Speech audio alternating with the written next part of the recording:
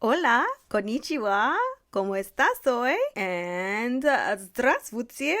Let's see. Arigatou gozaimasu. And hello. Hi. So I'm Ernestine Lyons, and welcome back to my channel. And I am going to be getting into some language stuff.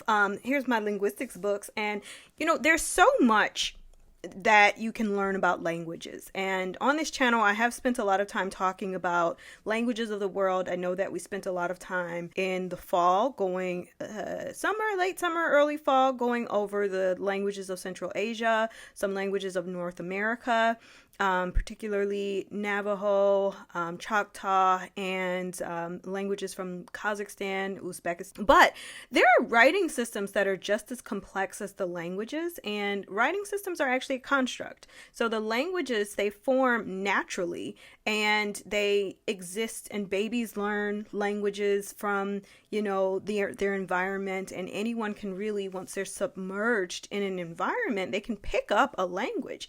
But writing systems are constructed by people. And so I want to get into the types of writing systems that there are in the world. First, I'm just going to kind of explain a little bit more about what writing systems are and what they do, and then we're going to get into the types. So first of all, a writing system is going to be a method of visually representing or communicating based on a script. And it generally follows a set of rules regulating how you use it. You can't just put words wherever you want, and phonetically and linguistically, in terms of linguistics, you do have to follow both writing and speech patterns. And writing and speech are useful with conveying messages, but there also has to be this differentiation between the information and the storage and the transfer. So writing systems require a shared understanding between the writers and readers, with the meaning behind each set of characters that make up a script. When you get into the writing systems of the world, you have different types. So you can really break them down into pretty much four basic types. You have pictographic or ideographic writing systems, and this can be languages like Mandarin Chinese generally uses a pictographic sort of writing system where when you have a character, I'm going to put one here, it generally is supposed to look like what it's describing. And then you have logographic writing systems. So then the logographic writing systems, like an example of a logographic would be, as it sounds, there is some sort of a logo or thing that represents it. And it's not necessarily like pictorial, kind of like the pictographic, the way that Chinese characters are telling a story and there's no way to sound it out. You can actually sound it out, and you can use these logographic writing systems to sound out letters based on, so there's the sound, or the phonetics are kind of associated with the pictures. An example of that would be ancient Egyptian hieroglyphics, and then ancient Mayan civilizations and the languages that were used, there. And then, of course, you have languages like the Kanji in Japanese. So you can sound out Japanese kanji, but you can't necessarily sound out Chinese script. So when you have the Chinese characters like z or r, which is like sun, you can't necessarily sound those out. You just have to look at that and know what that character is. And then when you combine those characters together in a pictographic or ideographic writing system, you are going to just have to know. And logographic, you can have the sort of ways to have it spelled out, or syllables that kind of like flow right into the language. Next will be syllabaries. A syllabary is a unique written system that uses symbols or characters to represent syllables. It is used to represent a language in which syllables are the main unit of writing, such as Japanese and Cherokee. Each character in the syllabary represents one syllable and can represent a consonant plus a vowel or a single vowel. Syllabaries are distinct from alphabets, which represent consonants and vowels separately. So syllabaries kind of represent syllables or mora. And so I know it can get a little confusing because I mentioned Japanese in the last example, but that was specifically for kanji. But when you get into Japanese, it is a syllabary in the aspect of there's a mora to Japanese. When you say the name of the city Tokyo, in English you would say Tokyo, but in Japanese it would be Tokyo.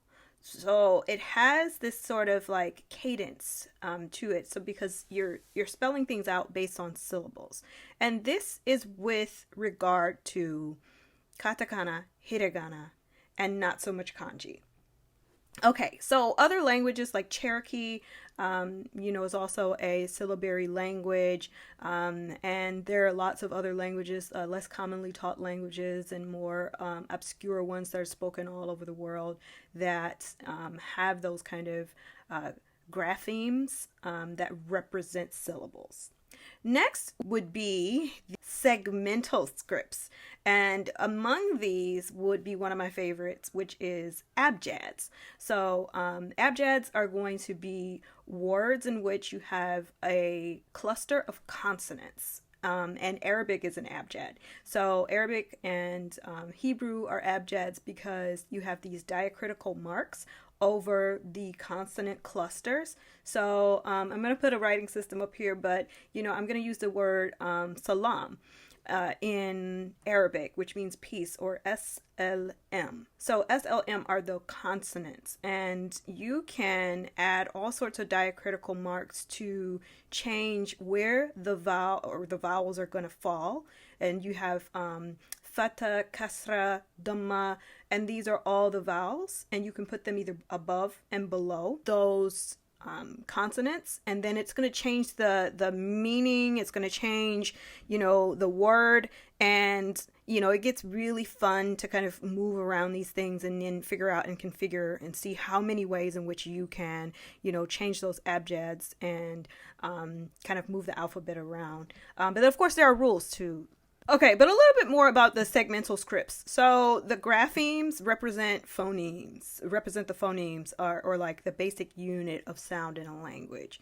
So another example of an abjad, of course, you have, as I mentioned, Arabic. There's also Amharic. There's Arabic. There is Hebrew, Pahlavi, which is Persian or Middle Persian. And then you also have Aramaic, which is an abjad, and then Assyrian. Okay, and under that same category, when you get into the segmental scripts, as we call them, segmental scripts, under the category of segmental scripts you have the abjads, and I just get excited about them because I spent a lot of time learning Arabic and other Semitic languages.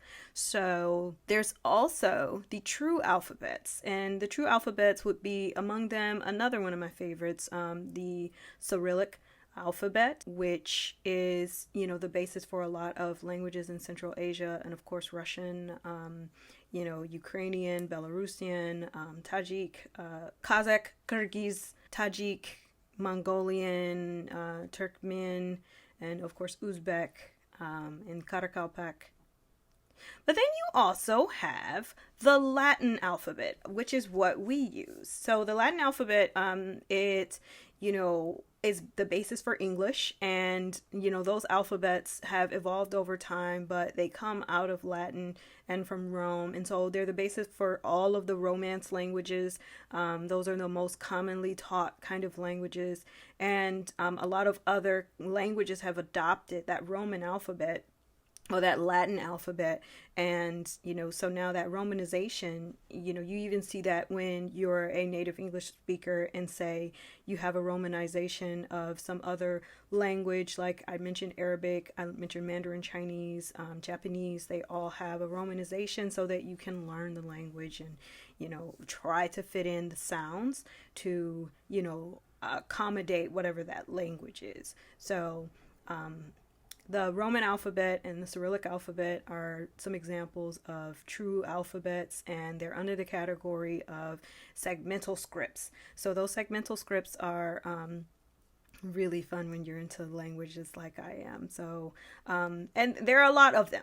So most of the languages are going to be using some of that. And then you have a featural linear alphabet, and that would be something like Hangul.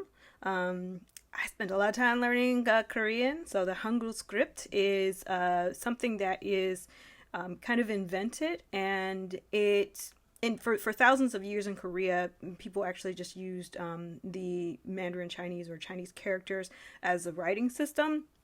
And then there was this adoption of a actual Korean Hangul script, which some of the characters you'll see actually look similar to Chinese characters or Japanese kanji. And so that is actually really fascinating. So you have those four big ones, which is, a pictographic writing system, a logographic writing system, syllabaries, and then segmental scripts. And so that's just a little bit of fun about writing systems, and I hope you enjoyed the video.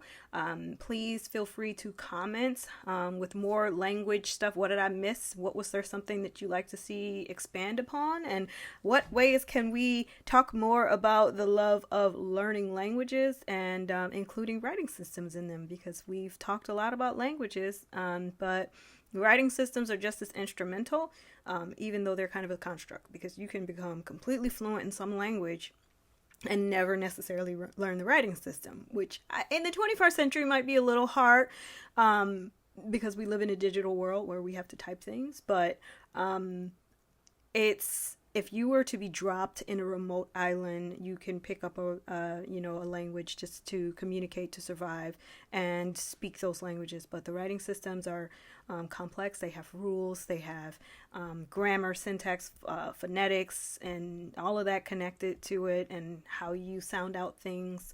They have to somehow find a way to depict in writing what your mouth and what your brain is doing and how you convey that speech.